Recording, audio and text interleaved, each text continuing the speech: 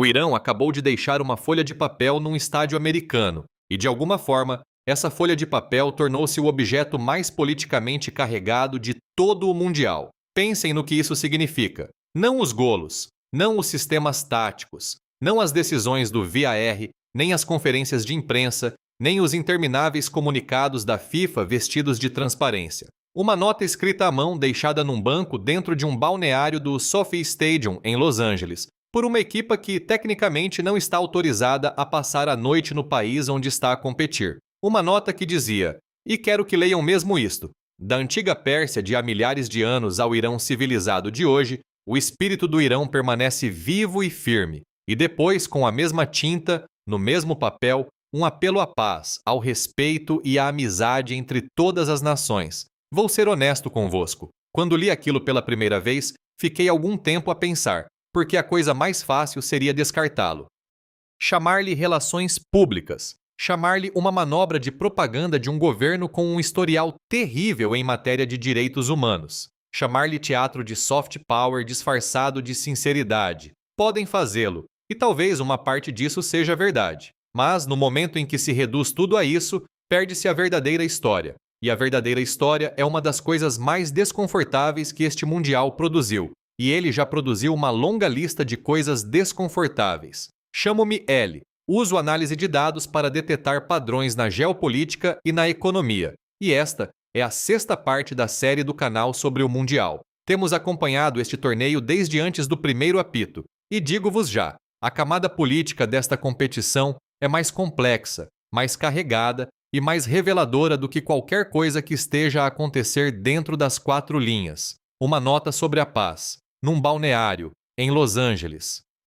Enquanto o país do lado de fora desse balneário é o mesmo país cujo presidente proibiu a entrada do Irão, cujo sistema de vistos tratou o pessoal de apoio iraniano como uma ameaça à segurança nacional, e cujo governo ainda se encontra, tecnicamente, no rescaldo de um conflito militar de 100 dias com o país de onde veio a nota. Se querem seguir este fio até onde ele nos levar, subscrevam e deixem um comentário a dizer o que acham que esta nota realmente significa, porque estou há horas a pensar nisto e ainda não tenho uma resposta limpa. Comecemos pelo que aconteceu em campo, não porque o jogo seja o ponto central, não é, mas porque o contexto importa, e este contexto é extraordinário. A 22 de junho, Irão e Bélgica empataram 0-0 no SoFi Stadium, em Inglewood, Los Angeles. Foi o segundo jogo do Irão no grupo G do Mundial de 2026. A Bélgica pressionou na primeira parte. O guarda-redes iraniano, Alireza Beiranvand, esteve extraordinário. Defesas brilhantes, daquelas exibições que nos fazem perceber por que razão este homem tem uma carreira apesar de tudo o que a logística do seu país lhe atirou para cima neste torneio. A Bélgica ficou reduzida a 10 jogadores ao minuto 66, depois de Nathan Ngoy receber um cartão vermelho. O Irão avançou no terreno. O jogo ficou sem golos. Resultado: o Irão lidera o grupo G por diferença de golos. A Bélgica tem 2 pontos. E ambas as equipas continuam bem vivas para a última jornada da fase de grupos. Isso não é um pormenor menor.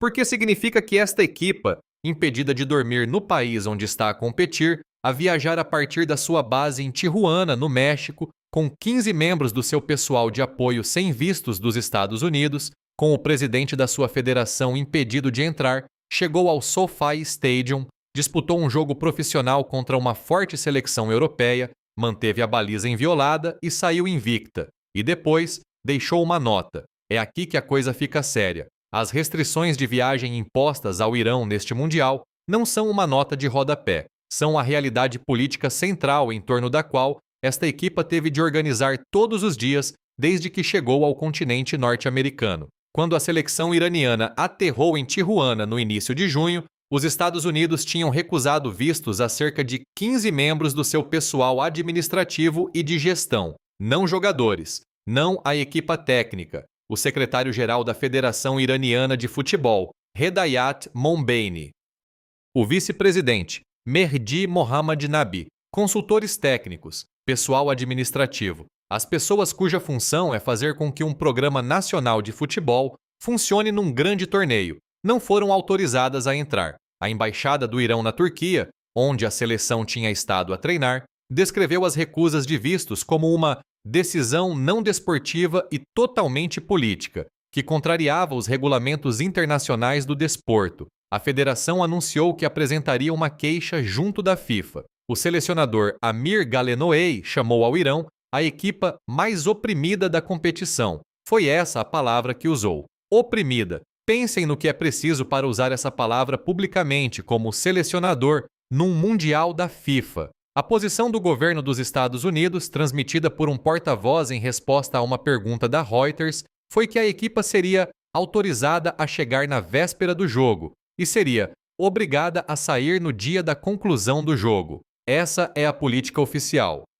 Chegar na véspera, sair no próprio dia, sem pernoitas, sem preparação prolongada no país anfitrião, sem normalidade. O Irão teve de negociar com as autoridades mexicanas uma base em Tijuana e atravessar a fronteira em condições que nenhuma outra nação participante teve de considerar. Quero que fiquem um momento com isto. Mais de 50 nações estão neste Mundial. Todas elas podem reservar um hotel em Los Angeles, realizar treinos na Califórnia, adaptar-se ao clima, comer, descansar, preparar-se. Uma equipa teve de montar uma operação logística transfronteiriça só para existir no torneio, e depois essa equipa empatou com a Bélgica, com os belgas reduzidos a 10 na segunda parte, e deixou uma nota a agradecer a hospitalidade de Los Angeles. Agora falemos de novembro de 2025, porque as restrições não começaram em junho, começaram no sorteio. Quando a FIFA realizou em Washington, D.C., o sorteio da fase de grupos do Mundial de 2026, o Irão boicotou-o.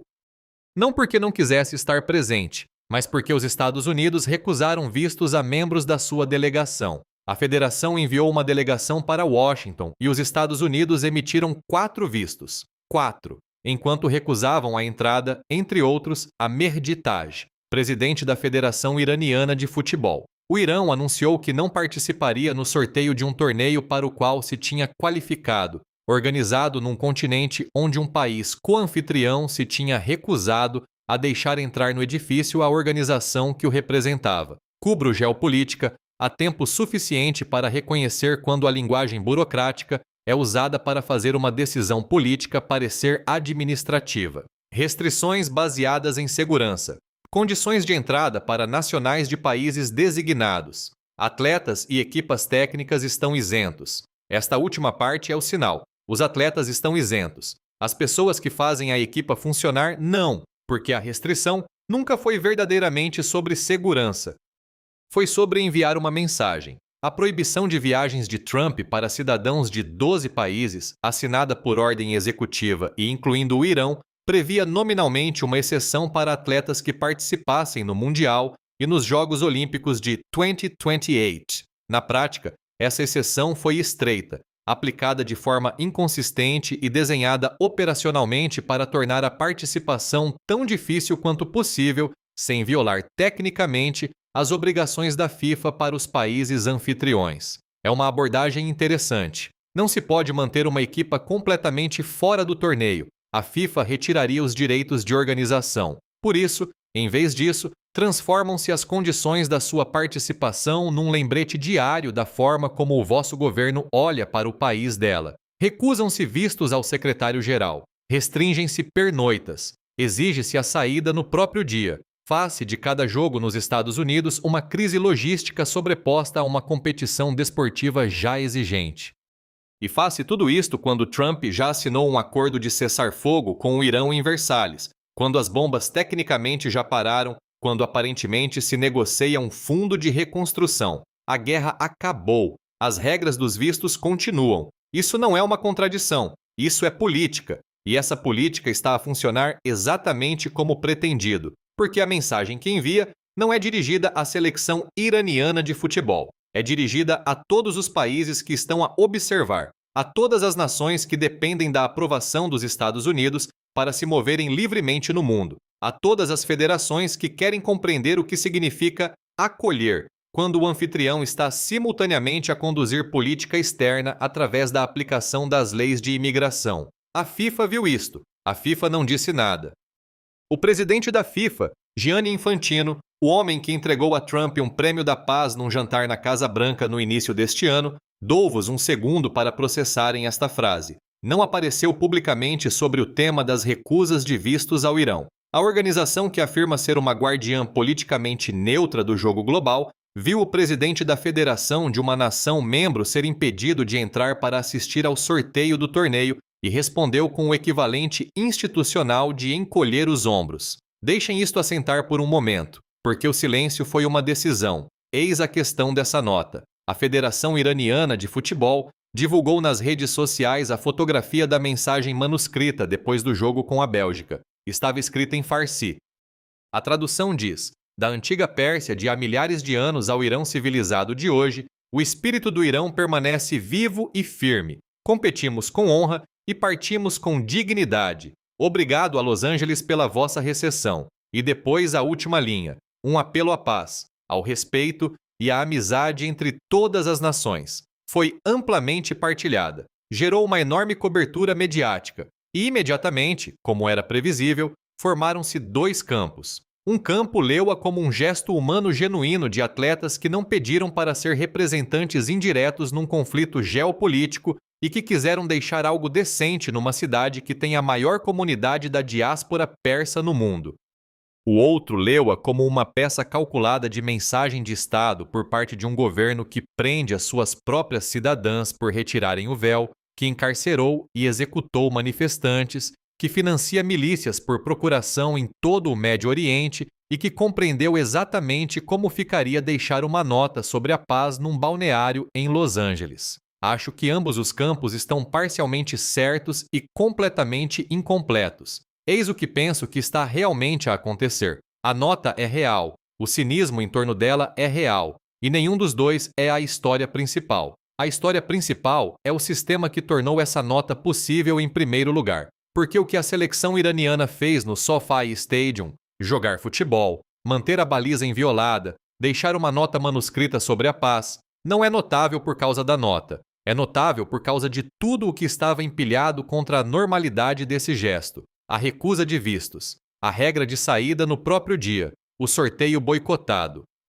Os 15 membros do pessoal em falta. O protesto fora do estádio de iraniano-americanos com a bandeira pré-revolucionária do leão e do sol, que a FIFA proibiu em todos os recintos. O juiz de Los Angeles, que se recusou a anular a proibição da bandeira num recurso judicial de última hora. Os seguranças a confiscar tecido à entrada. Os adeptos que introduziram pedaços de pano no estádio, separados em partes aparentemente inofensivas, e os coseram nas bancadas durante o jogo. E depois de tudo isso, dentro do balneário, uma folha de papel a pedir paz entre todas as nações. Se tivessem escrito isto como ficção, o vosso editor diria que era demasiado óbvio. A comunidade iraniano-americana de Los Angeles é a maior diáspora persa em qualquer parte do mundo. Muitos fugiram da República Islâmica, muitos detestam o governo atual, muitos querem um Irão fundamentalmente diferente. E ainda assim, fora do SoFi Stadium, centenas apareceram.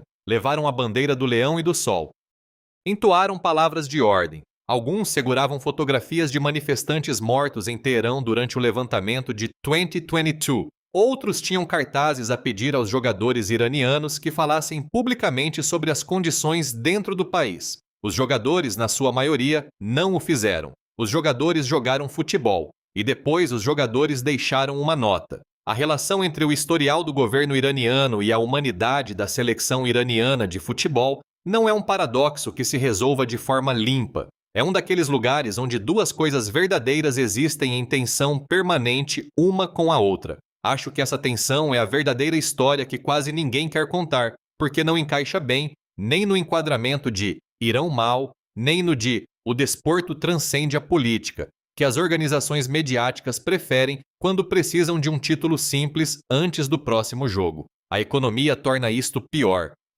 Cobri a arquitetura financeira deste Mundial nos episódios anteriores desta série, mas quero ligar aqui um fio específico. O modelo econômico dos Estados Unidos para o Mundial de 2026 dependia dos adeptos internacionais. O mesmo ambiente político que criou as restrições de vistos ao Irão também criou as condições mais amplas que estão a travar o turismo internacional. As políticas de viagens de Trump, a atuação do ICE perto das cidades anfitriãs, o arrefecimento geopolítico do pós-guerra, Tudo isso reduziu exatamente a procura internacional de viagens de que o modelo econômico precisava. As projeções de visitantes para Nova York foram revistas de 1.200.000 para 500.000. Hotéis que tinham aumentado os preços em 300% estão agora a cortá-los para baixo das tarifas normais de verão. Um hotel em Houston com 100 quartos tinha 80 vazios durante o fim de semana de abertura. A bonança econômica e a política migratória restritiva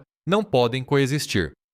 Não se pode dizer simultaneamente ao mundo que a América é a maior nação anfitriã da história e depois recusar vistos ao presidente da federação de uma equipa qualificada. O mercado vê a contradição mesmo quando a administração não a vê. A situação dos vistos do Irão não é uma decisão política isolada. É um ponto de dados visível num padrão que está a custar dinheiro real às cidades anfitriãs americanas. Aconteceu outra coisa esta semana. Quase ninguém a cobriu. A 17 de junho, enquanto o Mundial entrava na sua segunda semana, a China acrescentou 26 bancos internacionais à sua rede transfronteiriça de pagamentos em yuan digital, incluindo o Standard Chartered, uma das instituições bancárias mais ligadas globalmente no planeta. O Project M-Bridge, a plataforma de moeda digital de múltiplos bancos centrais operada pela China, Hong Kong, Tailândia, Emirados Árabes Unidos e Arábia Saudita, já processou mais de 55 mil milhões de dólares em transações. O Yuan Digital processou 3.400 milhões de transações no valor de 2 bilhões e 400 mil milhões de yuans, um aumento superior a 800% desde 2023. Não estou a traçar uma linha direta entre a nota do balneário iraniano e a infraestrutura financeira chinesa, mas estou a dizer que, na mesma semana em que os Estados Unidos estavam a organizar um mundial, no qual uma nação participante era tratada como uma ameaça à segurança, e adeptos tinham de coser bandeiras nas bancadas para expressar a sua identidade, a China estava silenciosamente a expandir a arquitetura financeira que permite a uma parte maior do mundo comerciar e liquidar operações sem tocar no sistema do dólar americano. A nota e a rede de pagamentos não são coisas sem relação. Ambas são produzidas pela mesma condição de fundo, um mundo que está ativamente a construir alternativas aos sistemas controlados pelos Estados Unidos, gesto a gesto. Deixem-me dizer-vos o que penso da estratégia de Trump para o Mundial, porque existe uma versão disto em que organizar o Mundial é uma verdadeira ferramenta diplomática, uma versão em que os Estados Unidos usam o torneio para projetar abertura, reconstruir relações abaladas pela guerra com o Irão, demonstrar que as instituições americanas conseguem gerir um evento global com dignidade e competência. Essa versão estava disponível, era a versão óbvia. Podia-se organizar um mundial e decidir que a seleção iraniana, independentemente do que se pense do seu governo, merece dormir num hotel na noite anterior a um jogo. Podia-se decidir que o presidente da federação de uma nação participante recebe um visto para assistir ao sorteio de um torneio para o qual o seu país se qualificou. Podia-se decidir que a comunidade da diáspora fora do estádio, os protestos, as bandeiras, os cânticos, não é algo a regular e reprimir, mas algo a permitir, porque é isso que significa acolher. Nenhuma dessas decisões foi tomada. Em vez disso, a decisão foi manter todas as restrições, aplicar todas as políticas fronteiriças e deixar que as imagens caíssem onde caíssem. E as imagens caíram numa nota escrita à mão num balneário, traduzida para 30 línguas, partilhada por milhões de pessoas, a pedir paz numa cidade onde vive a maior diáspora persa do mundo, no país que passou 100 dias a bombardear a terra natal que ela deixou para trás. Sinceramente, não sei se esse resultado foi calculado ou se foi simplesmente o produto de um aparelho político que não pensa nos efeitos de segunda ordem. Ambas as possibilidades são alarmantes de formas diferentes. Esta é a parte que não consigo resolver. O historial do governo iraniano em matéria de direitos humanos não está em discussão. Os protestos de Mahsa Amini em 2022 resultaram na morte de mais de 500 pessoas, segundo organizações de direitos humanos, em milhares de detenções e em dezenas de execuções. Mulheres que retiram o véu em público enfrentam prisão. Jornalistas enfrentam prisão, dissidentes enfrentam prisão. A Federação de Futebol, que divulgou a fotografia da nota de paz, opera sob a autoridade de um governo que, ao mesmo tempo, estava envolvido num conflito militar de 100 dias com os Estados Unidos e que já usou os seus atletas como instrumentos diplomáticos. Viu o suficiente sobre a forma como as mensagens de Estado funcionam para saber que paz, respeito e amizade entre todas as nações, escrito por uma seleção nacional de futebol num Mundial em Los Angeles, não é algo puramente espontâneo. Foi divulgado pela federação, foi fotografado, foi partilhado estrategicamente. Tudo isso é verdade.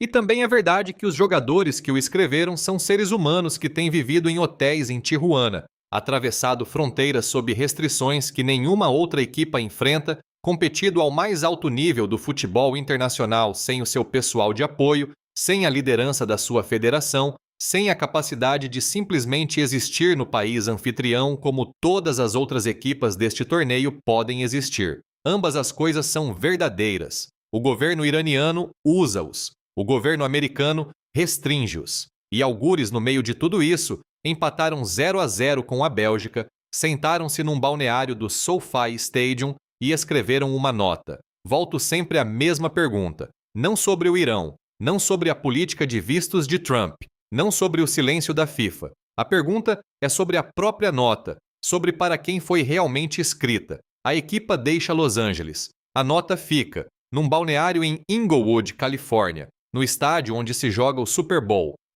no recinto desportivo mais famoso da cidade que tem a maior diáspora persa do mundo. Uma mensagem manuscrita sobre a paz, deixada por uma equipa que não foi autorizada a passar a noite. Não sei se muda alguma coisa, não sei se devia mudar, mas dou por mim genuinamente sem saber se a declaração política mais honesta de todo o Mundial de 2026 foi feita por um presidente, por uma federação, por uma marcha de protesto, ou por alguém que pegou numa caneta e a deixou num banco de um balneário que seria limpo e preparado para o jogo seguinte na manhã seguinte. Não acho que essa pergunta tenha resposta, e acho que é exatamente esse o ponto.